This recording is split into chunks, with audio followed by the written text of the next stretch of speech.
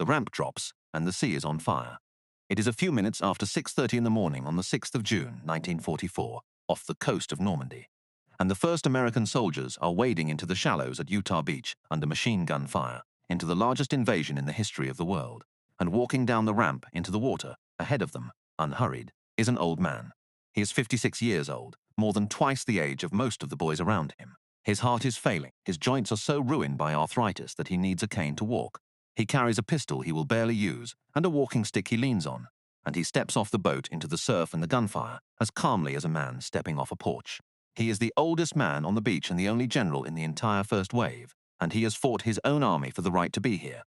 And a few miles down that same coast, on a far worse beach, his son is coming ashore at the same hour.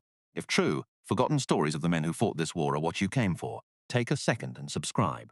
Now, back to that beach, and to the old man with the cane. His name was Theodore Roosevelt Jr., and everything you're about to hear is documented. He was the eldest son of a president. He landed with the first wave at Utah Beach on D-Day at 56, the oldest man and only general to do so, and he earned the Medal of Honor for it.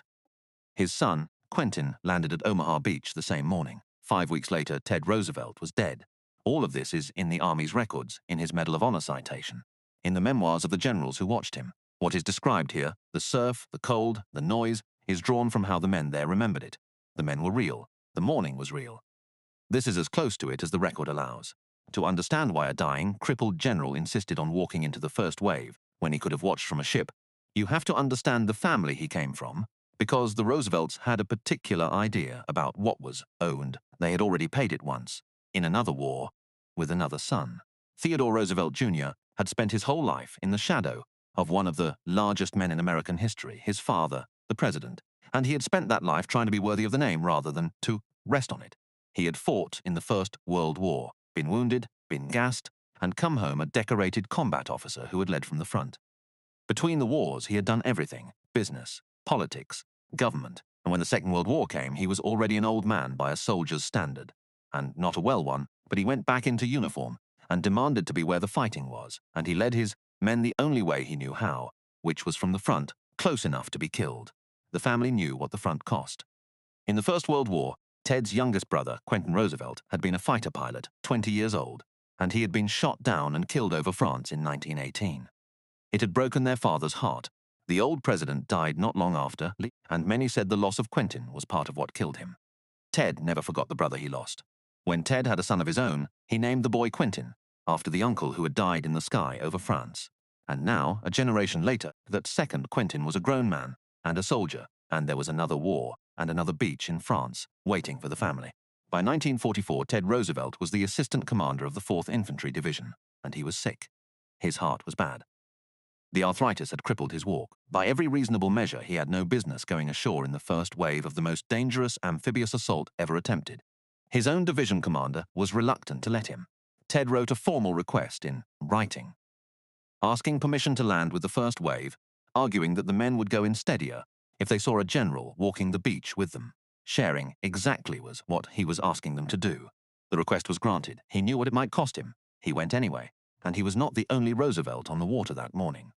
His son Quentin, named for the dead uncle, was a young captain in the 1st Infantry Division, the big red one, and the 1st Infantry Division was going ashore at Omaha Beach, the worst beach of the entire invasion, the one that would become a byword for slaughter.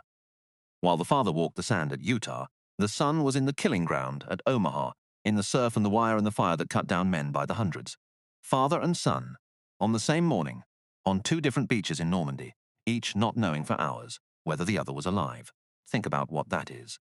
A 56-year-old general, his heart failing, chooses to lead the first wave onto one beach, while his own son goes into the bloodiest beach of the day a few miles away.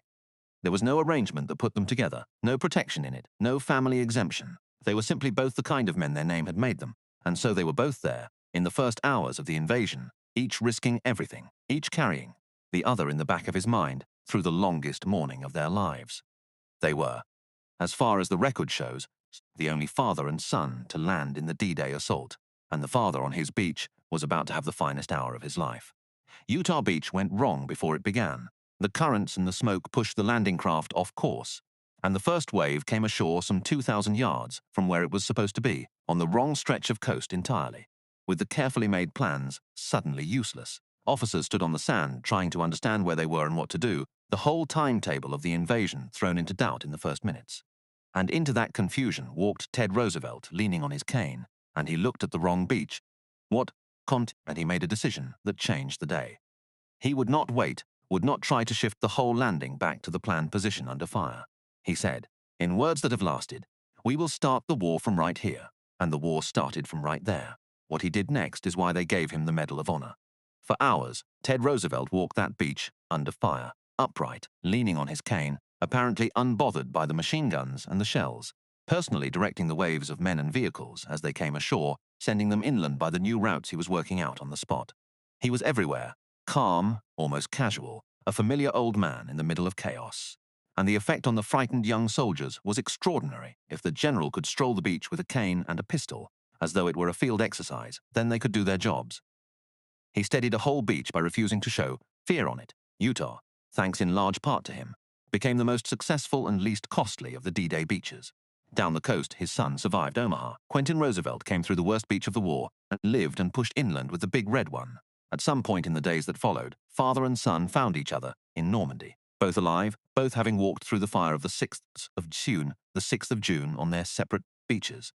Two Roosevelts on the ground in France from an earlier generation. For a moment, the family's luck had held. In a war, the family's one Roosevelt, he loot one.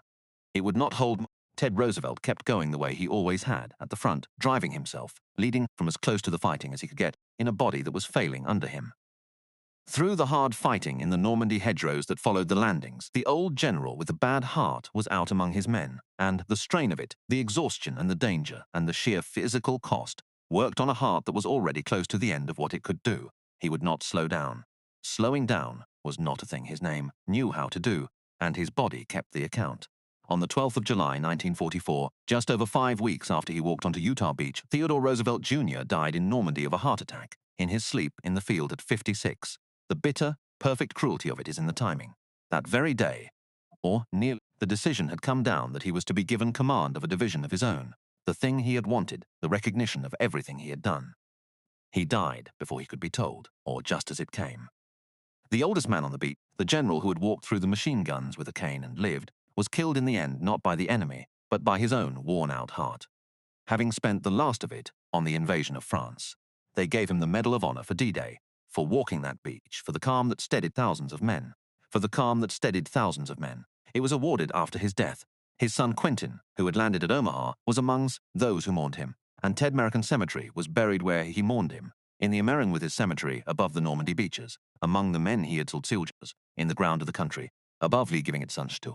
A General Horn kept giving its sons the Q-tip at There is a grave in Normandy, in the American cemetery above the beaches, and Theodore Roosevelt Jr. lies in it, and next to him lies his brother. After the war, the family had the remains of Quentin Roosevelt, the fighter pilot killed in the First World War, moved from where he had fallen in 1918, and brought to lie beside his older brother Ted, the two of them together at last, side by side above the sea. Two Roosevelt brothers, killed a generation apart in two different world wars. In the same French earth, it is one of the few places on earth where you can stand and see, in two graves side by side, the whole terrible cost one family paid across both of the century's great wars. Quentin Roosevelt II, the son who had landed at Omaha, the nephew named for the uncle now buried beside his father, survived the war. He had gone into the worst beach of D-Day and come out the other side, and he lived to see the peace. He did not have long, as it happened. He would die a few years after the war in a plane crash. But he had done the thing the name demanded, on the same morning his father did, on the beaches of Normandy, and he had lived to stand at his father's grave. The family had answered again, the way it always answered. It had sent its sons, and its sons had gone. It would be easy to make this a simple story of a plucky old general and a good day on a beach, and it is more than that. It is a story about a thing that passes down through a family, from a father to a son, an idea that the name you carry is not a privilege to hide behind, but a debt to pay at the front, in person, where the fire is. Ted Roosevelt's father had believed it. His brother had died for it in one war. Ted lived it onto the sand at Utah and died for it 5 weeks later. His son carried it into Omaha the same morning. 4 men, 2 wars, one idea, and the idea was simply this, that if you are going to ask other men to go, you go too, and you go first, and you go where it is worst. So picture it one more time, and an old man with a cane steps into the surf ahead of boys a third his age, because it would not occur to him to do anything else, and a few miles of Odin's doing the same. is doing the same into a far bloodier sea. Neither of them had to be there. Both of them chose it. One of them would be dead within weeks and would lie in French ground beside a brother killed in the war before, and the son would stand at that grave, having walked through the same fire on the same day. That is the story. Not the beach, not the medal. A family that believed the name it carried had to be paid for, in per front, and that paid it and paid it and paid it again. The old man walked onto the beach with a cane. His son walked onto the worst beach of all. And they did it together, on the same morning. Train, no, because that was simply who they were.